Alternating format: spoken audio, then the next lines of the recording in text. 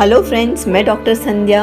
आज मैं आपको बताने जा रही हूँ कि नेगेटिव थॉट्स को किस तरीके से पॉजिटिव थॉट्स में चेंज करना है। याद रखिएगा, यूनिवर्स कभी भी किसी भी इंसान के साथ गलत नहीं करती है। कोई भी माँ अपने बच्चे के साथ गलत कभी भी नहीं करती है। अगर आपको कभी भी ये थॉट्स आए कि मेरे साथ ये गलत हुआ है या वो गलत हुआ है, सबसे पहले सेल्फ एग्जामिन कीजिए कि वाकई में ही आपके साथ गलत हुआ है या ये कोई लेसन है आपके लाइफ में। अगर इस चीज़ को लेसन समझ के आप एक्सेप्ट करेंगे तो आप बहुत सारी चीज़ें सीख सकते हो।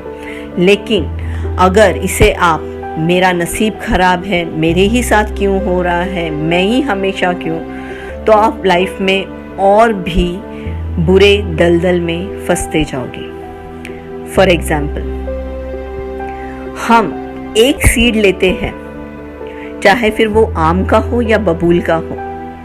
जब हम उसे ज़मीन में डालते हैं, वो एक सीड को वो बड़ा पेड़ बन के हमें हज़ारों फ्रूट्स देता है, फिर वो आम का हो या बबूल का हो। तो याद रखिएगा, जो हम बोते हैं वो हम पाते हैं। अगर बबूल हाथ में आया है तो आप सोचिएगा कि आपने कौन सा सीड बोया था। अगर आम हाथ में आता है तो आप सोचिएगा कि आपने कौन सा सीड बोया था। आपको आपके क्वेश्चन का आंसर खुद ही मिल जाएगा। जैसे हम कहते हैं कि कोई इंसान किसी को अगर मुसीबत में डालता है, वो इंसान एक बार उस मुसीबत से निकल जाएगा, लेकिन जिस इंसान ने उसे मुसीबत में डाला है उसकी मुसीबत जिंदगी भर कभी खत्म नहीं होगी।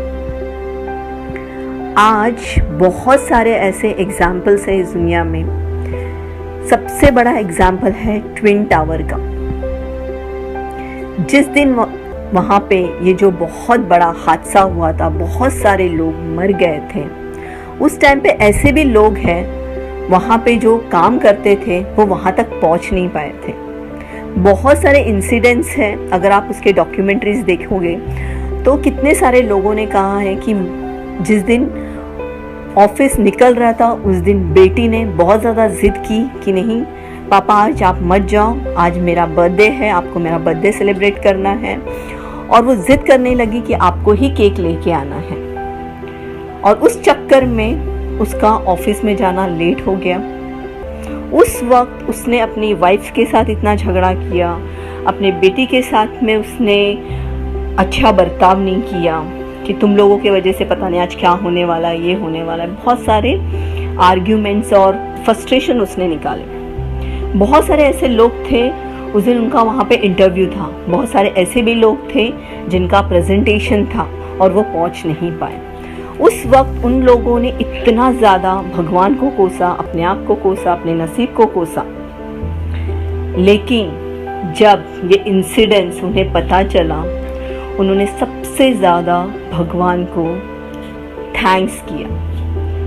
उन्होंने सबसे ज़्यादा अपने आप को नसीबवान और सबसे ज़्यादा अपने को लकी समझा कि अच्छा हुआ हम वहाँ तक पहुँच नहीं पाए, नहीं तो आज हम इस दुनिया में नहीं होते। तो याद रखिएगा, कभी भी ज़िंदगी में कोई भी चीज़ डिले हो रही है या कोई भी चीज़ के वजह से आपका वो काम हो नहीं पा रहा है, तो याद रखिएगा इसके पीछे कुदरत का एक बहुत बड़ा, एक बहुत ही ब्यूटीफुल प्लान आपके लिए है। वो शायद आपकी ज़िंदगी इससे भी बेहतर करना चाहता है, शायद इससे भी बेस्ट अपॉर्चुनिटी आपको आने वाली है, शायद इससे भी बेस्ट आपके साथ कुछ होगा। ज़िंदगी में जब भी आपको बहुत ज़्यादा निराशा या बहुत ज़्यादा डिप्रेशन या फिर एंजाइटी आती है, तभी एक ही चीज़ को याद रखना कि हम भगवान के बहुत ही फेवरेट बच्चे हैं। भगवान हमारे साथ कभी भी कुछ भी बुरा नहीं कर सकता। शायद ये वक्त ऐसा है, इससे हमें कुछ सीखना है और हम सीखेंगे।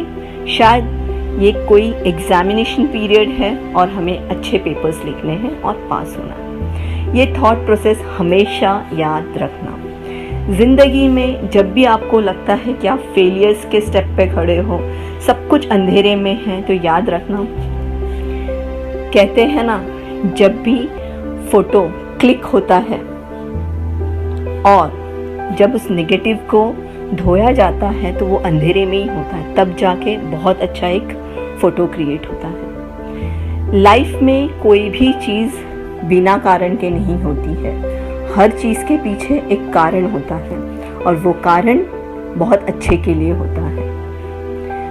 हम हमारी ज़िंदगी में अगर जब भी हमें लगता है कि मैंने क्या पाया है, तो अपने पास्ट में जाके देखिएगा कि आप कहाँ थे और आज कहाँ पे है आप। ज़िंदगी ने अगर आपको सिर्फ प्रोग्रेस दिया है तो आगे भी वो प्रोग्रेस ही देगा।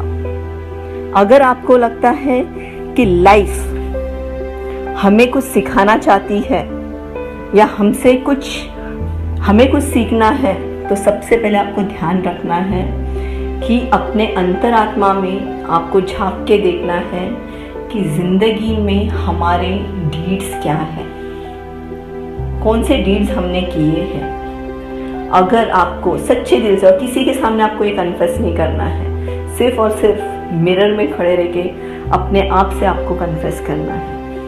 जब भी आपको बहुत ज़्यादा टेंशन या डिप्रेशंस आते हैं और आपको लगता है कि आप किसी के सामने ये शेयर नहीं कर सकते या किसी को बता नहीं सकते हैं, तो अपने आप को कमरे में बंद कर लीजिए, लाउड म्यूज़िक लगा के मिरर के सामने आप जितना रो सकते हैं उतना रोइएगा और देखिएगा वंस इन अ वीक ये थेरेपी कीजिए।